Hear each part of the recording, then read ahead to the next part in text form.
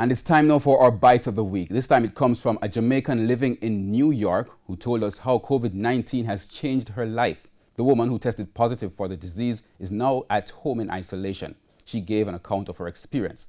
Here's our Bite of the Week. When I see everybody are dead beside me, and I couldn't breathe, I have to scream out for Jesus. And I have to say, 1,000 shall fall at thy side, and 10,000 at thy right hand, but it shall not come nigh thee. And I have to scream out for Jesus.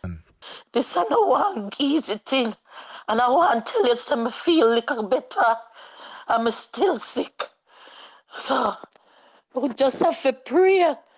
Me just feel like me I get better. But when me see in the hospital, me not know when me I go recover and get over that.